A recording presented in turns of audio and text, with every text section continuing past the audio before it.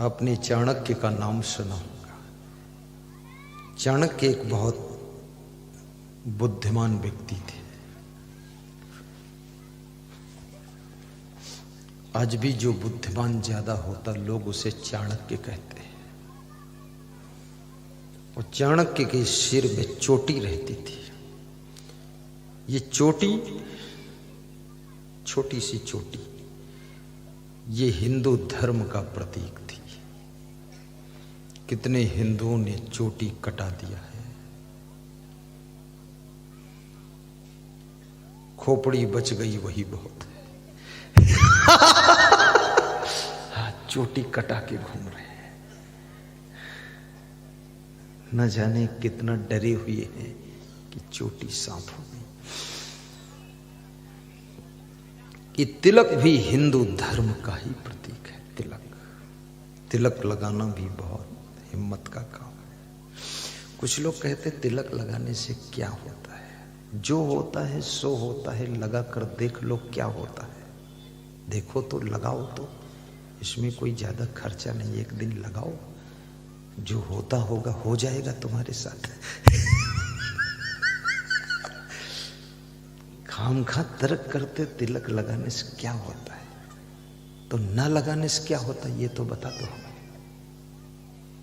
बड़े तार्किक हो तुम, बताओ ना लगाने से क्या होता है। ये भैंसा, ये बैल, ये घोड़ा, हाथी, गधा कभी तिलक नहीं लगाते तो क्या होता उनका।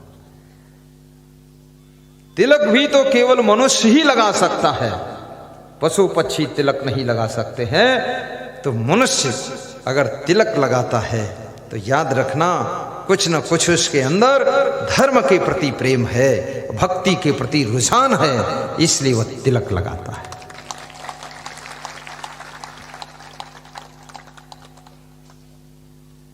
महिलाएं बंधन लगाती, जिनकी शादी हो जाती, जिनकी शादी नहीं होगी तो फिर मस्तक सादा रखती है। वो मस्तक से ही उनके पता चलता है कि अभी ये लड़की की शादी नहीं हुई है। यहां बंधन लग गया, ये मांग भरी जाती है ना, वो पहचान है। अब लेटेस्ट मॉडल की स्त्रियां बॉम्बे और दिल्ली की, तो बंधन वंदन कुछ नहीं, वो खोपड़ी में बाल है वही बहुत बड़ी बात है। नहीं तो वो खोपड़ी का मुंडन करा के घूमेगी, बहुत पागल है।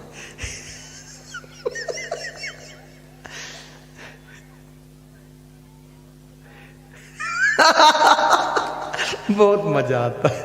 मैं तो देखता हूं इन पागलों को तो मुझे हंसी भी बहुत आती है कि ये क्या कर रहे लोग। तुम भी थोड़ा हंसा करो जोर से, तो डरे डरे हंसते हो। अभी तक हंस रहे थे, उसमें आवाजें नहीं आ रही थी, खाली दांत निकाल। दांत तो जब आवाज नहीं आती दांत निकाल कर दूसरे काट लेता आदमी। हंसना आवाज निकलती।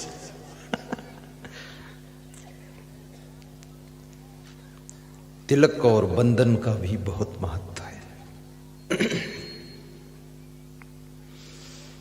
तुम तिलक लगा करके शराब की दुकान पर शराब खरीदने के लिए तुम्हारा मन हिम्मत नहीं करेगा। अगर तिलक लगा हो और शराब की दुकान पर जाना हो, खरीदना हो, तो तुम्हारा मन हिम्मत नहीं करेगा। फिर हैंडपंप में जाकर तिलक धोगे, फिर जाकर शराब खरीदोगे। तिलक लगाने से ये होता है, और क्या होता है। तिलक ना लगाने से ही फायदा ये है, धोना नहीं पड़ेगा, चाहे जब जहां चले जाओ। हाँ। चोटी रखना बहुत अच्छी चीज है।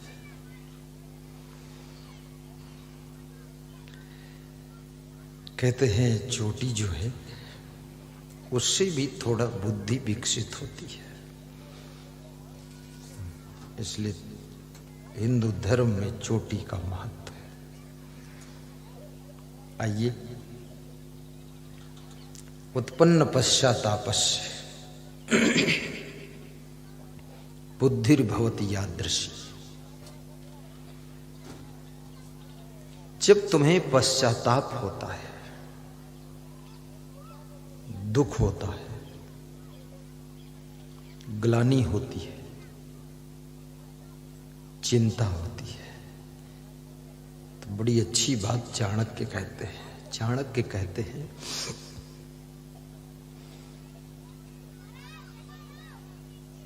जिस समय तुम दुख में पड़ जाते हो या तुमसे कोई गलती हो जाती है और तुम्हारा अपमान होता है, या तुमसे चूक हो जाती है, धन का नुकसान हो जाता है, या तुमसे कहीं एक्सीडेंट हो जाता है, गाड़ी टूट गई, कुछ लोगों को चोट लग गई, गाड़ी पकड़ ली गई, लोगों ने फूंक दिया, या तुमको भी थोड़ा मारा पीटा, पुलिस वाले आ गए, चालान हो गया, गाड़ी थाने में खड़ी हो गई, कोर्ट केस हो गया, और कोर्ट में वकील तुम्हारे सेवा के लिए इंतजार कर रहे हैं कि तुम कब आओगे, लड़ भिड़ कर कुछ करके आओ, तो स्वागत है आपका मेरे द्वार।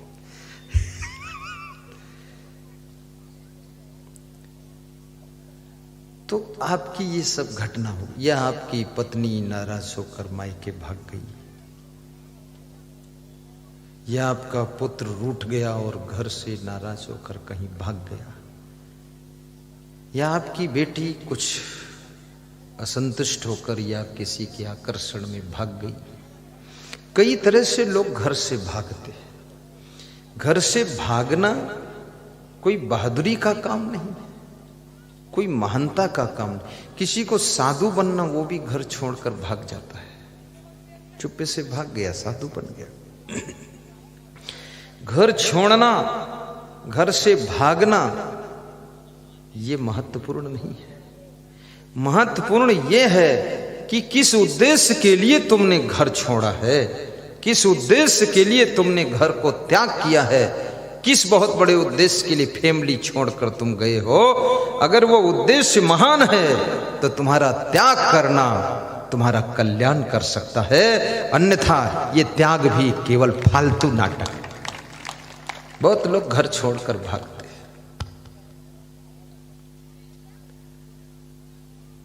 लेकिन महात्मा बुद्ध भी घर छोड़कर गए थे, पर वे भगवान बन गए थे, भगवान बुद्ध कहलाए। भगवान श्री राम भी 14 साल के लिए घर छोड़कर गए थे। वो भागकर नहीं गए थे, वो भेजे गए थे।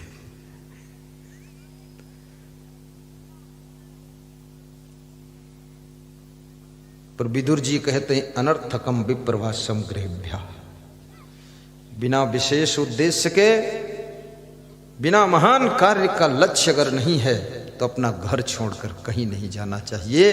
अपने घर के आवश्यक कार्यों को पूर्ण करना चाहिए, घर और घर वालों को संभालना चाहिए, इधर उधर व्यर्थ में घूमना नहीं चाहिए, तो आपकी जिंदगी में सुख आएगा।